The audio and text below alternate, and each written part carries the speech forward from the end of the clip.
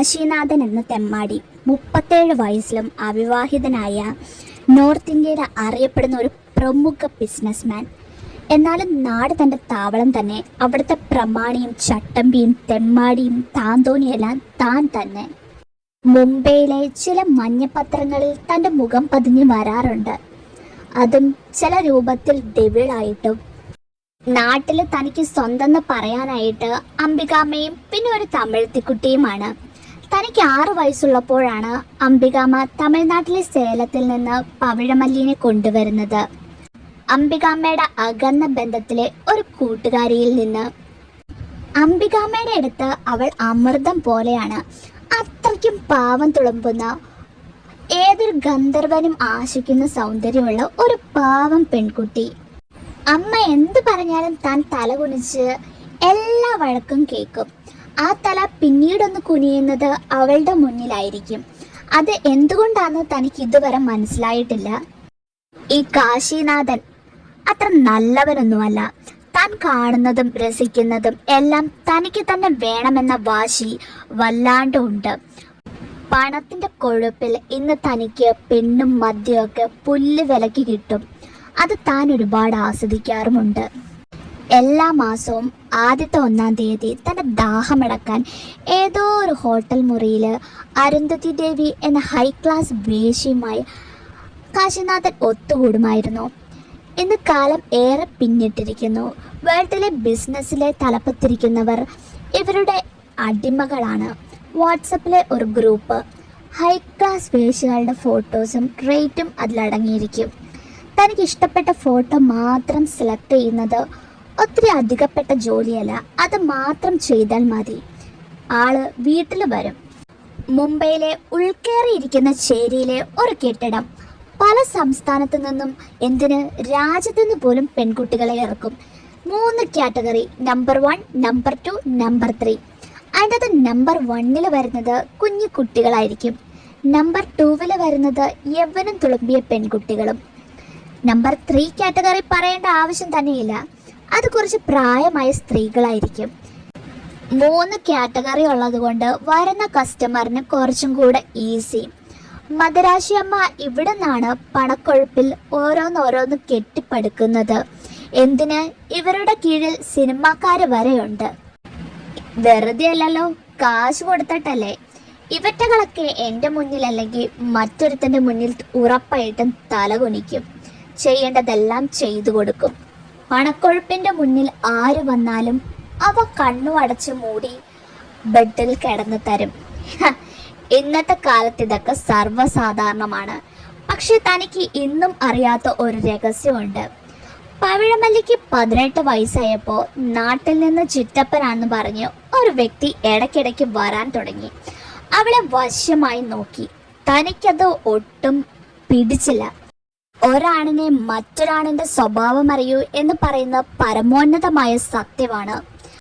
ഒരു ഊക്കോടെ അയാളെ പൊക്കി നിർത്തി ചുമരിന്മേൽ ചേർത്ത് വെച്ചു. തൻ്റെ കല തീരുന്നവരെ അടിച്ചു. അയാളുടെ മുണ്ട് വരെ ഉരിഞ്ഞു വീണിട്ടും തൻ്റെ ദേഷ്യം തീർന്നില്ല. അയാൾ എങ്ങനെയൊക്കെയോ കൂകി വിളിച്ച് എങ്ങനെയൊക്കെയോ എൻ്റെ കയ്യിൽ നിന്ന് രക്ഷപ്പെട്ട് ഓടി. പിന്നെ അയാളെ വീട്ടിലേ കണ്ടിട്ടില്ല. താൻ അറിയാണ്ട് പവിഴമല്ലിയുടെ കാര്യത്തിൽ കുറച്ച് കരുതൽ കൂടുന്നുണ്ടോ എന്ന് അവന് സംശയം തോന്നാതിരുന്നില്ല. പേരറിയാത്ത വികാരം അവിടെ തടഞ്ഞു നിന്നു.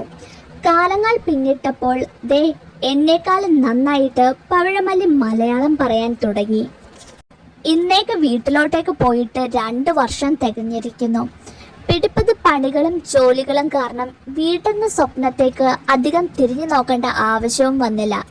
പക്ഷേ മുംബൈ നഗരത്തിലെ വാസം വളരെ നല്ലതും ആർമാദരഹിതവുമായതുകൊണ്ട് താൻ അത്ര നാട്ടിലെ കാര്യങ്ങൾ വകവച്ചില്ലെന്ന് വേണം പറയാൻ. തനിക്കറിയാം, താൻ വീടിന്റെ ഉമ്മറത്ത് ചെല്ലുമ്പോൾ ഉണ്ടക്കണ്ണുരുട്ടി നോക്കുന്ന പവിഴമല്ലി. അവൾ തുടങ്ങും, ഞാൻ നിശബ്ദത പാലിക്കും. അതുപോലെ തന്നെ സംഭവിച്ചു. ദേ നിൽക്കുന്നു ഉണ്ടക്കണ്ണും ഉരുട്ടി ദഹിപ്പിക്കുന്ന രീതിയിൽ. എതുക്കപ്പോ വന്നേ വീട്ടുക്ക്, ഇങ്ങ യാർ இருக்குனுக்கு? எப்ப பார்த்தாலும் பிஸி பிஸி பிஸி. உனக்கு நானும் அம்மாவும் இங்கே இருக்குன்னு தெரியுமா தெரியாதா? கொஞ்சம் கூட அக்கறை இல்ல. என்னமோ பண்ணு, பண்ணி தொலை. நான் எதுவும் சொல்லதுக்கு இல்லை. എന്താണ് പവിഴമല്ലി ഇത്ര അരിശം? ഞാനങ്ങ് വന്നില്ലേ, നീ ഇങ്ങനെ ചൂടാകാതെ. ആ, ഉണ്ണി എത്തിയോ? എന്താണാവോ ഈ സ്ഥലമൊക്കെ ഓർമ്മയുണ്ടോ? അവന്റെ ഒരു തിരക്ക്. ഞാനും എന്റെ കുട്ടിയും എത്ര നാളായി നിന്നെ വിളിക്കുന്നു. அப்படி சொல்லம்மா, கொஞ்சம் அதிகமா அவங்கள திட்டு. கொஞ்சம் கூட അക്കറിയില്ല. നമ്മളെ ഇവിടെ താമസിക്കാൻ വെച്ചിട്ട് സാറ മുംബൈ പോയി എൻജോയ് ചെയ്യുക. ഇനി നാളെ ഞാനും അമ്മയും പെട്ടിയും കിടക്കി എടുത്തിട്ട് അങ്ക വന്ന് സെറ്റിൽ ആകാൻ പ്ലാൻ பண்ணிட்டு இருக்கேன். അയ്യോ ഉണ്ണിയേട്ടാ, ഇങ്ങ എന്നാ ആச்சு? கொஞ்சம் മുറിഞ്ഞിട്ടുണ്ടല്ലോ. എന്നാ ആச்சு? പാത്ത് പാത്ത് നടക്കണ്ടേ? എന്റെ പൊന്നോ, അതൊന്നും ഇല്ല, ചെറുതായിട്ടൊന്ന് വീണതാ. അത് മാത്രല്ല, രണ്ടും കൂടെ ക്രോസ് വിസ്താരം ചെയ്യാതെ.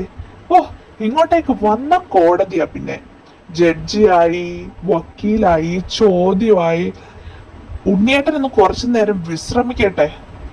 ശരി ശരി, നീ നന്നായിട്ട് പോയി വിശ്രമിക്ക്. അത്രയും ദൂരത്തുനിന്ന് വന്നതല്ലേ, പോയി ഒന്ന് നന്നായിട്ട് ഉറങ്ങ. അവൻ പതിയെ തന്റെ കട്ടിലിൽ പോയി പതിയെ കിടന്നു. തന്റെ ഭൂതകാലം ഒന്ന് ചെറുതായിട്ട് അവൻ ഓർത്തു. തന്റെ അംബികാമ്മ എപ്പോഴും പറയും, പ്രായം അത് ആരെയും കാത്തു നിൽക്കില്ല. ഉള്ള യൗവനത്തിൽ പണം പറ്റുന്നത്രയും സമ്പാദിക്കണം. ഇന്ന് പണമുള്ളവനെ വിലയുള്ളൂ. അടിമകൾ ഏറെ കിട്ടും പണമുണ്ടെങ്കിൽ. ഇല്ലെങ്കിൽ നമുക്ക് ഈ സമൂഹത്തിൽ ഒരു വിലയും കാണില്ല. അംബികാമ്മയുടെ മൂർച്ചയേറിയ ഉപദേശം കൊണ്ടാണ് ഞാൻ മുംബൈയിൽ എത്തിയത്. അവിടെ ചെന്നതും എനിക്ക് പരിചയക്കാർ അധികമായി. അങ്ങനെ ആർദ്രവ് സാഹിബാബയുടെയും വൈഫ് മീന പ്രതാപ് റെഡ്ഡിയുടെയും എടങ്കയും വലങ്കയുമായി ഞാൻ അവരുടെ ബിസിനസ്സിനെ നിരീക്ഷിച്ചു. അവരെന്നെ ചേർത്ത് പിടിച്ചു. നീണ്ട കഷ്ടപ്പാടിനൊടുവിൽ ഇന്ന് ഞാൻ കെട്ടിയ സാമ്രാജ്യമൊക്കെ മുംബൈയിലെ ഒന്നാമതെത്തി. കൂടെ ഉയരു കൊടുത്ത് സ്നേഹിക്കാൻ അറിയാവുന്ന ഒരു ബെസ്റ്റ് ഫ്രണ്ടിനെയും എനിക്ക് കിട്ടി, സായി കൃഷ്ണ. ഞാൻ ഇങ്ങോട്ടേക്ക് വരുമ്പോൾ എൻ്റെ മുംബൈയിലെ എല്ലാ കാര്യങ്ങളും അവനാണ് നോക്കുന്നത്.